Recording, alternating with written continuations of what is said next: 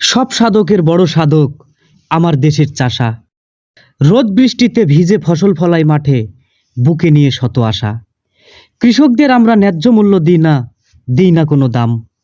তারাই আমাদের দেশের গর্ব, একদিন ঠিকই বয়ে আনবে আমাদের দেশের সুনাম।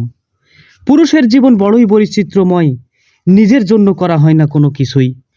অন্যের জন্য করতে করতে জীবনের হয় ক্ষয়। জীবনের নাটাই পরিবারের হাতে দিয়ে সে নিজেই হয় ঘুড়ি। পরিশ্রম করতে করতে একদিন ওপারে জমায় পাড়ি। এরপরও কত অভিমান, কত অভিযোগ। পুরুষ বেঁচে থাকতে সব করে পরিবারের জন্য, নিজের জন্য করতে পারে না সামান্যটুকু ভোগ। দিনমজুর কিংবা দর্জিমচি, দামি সকল লোক, কোনো কর্মই ছোট নয় যে পেশাই হোক। কর্মকর্তার কর্মের সাজে তৈরি করো না কারো হাতে। কাফনের ওই কাপড়টাও বানানো পরের তাঁতে।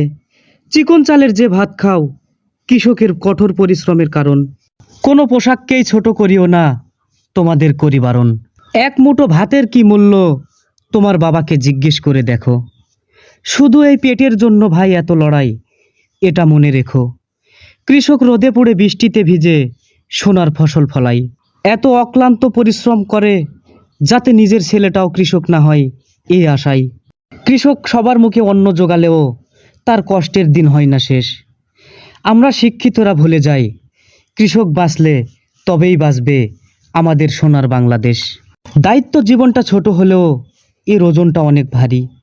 যার নেই ভার তার হালকা জীবন তরি।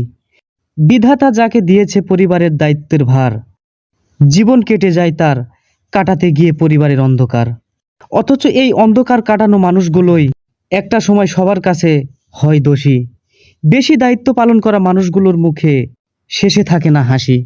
দিন এনে দিন খায় কৃষক, তবুও মনে আছে শান্তি। যদি দেখে পরিবারের মানুষ আছে একটু হাসি খুশি, তখন থাকে না যে আর ক্লান্তি।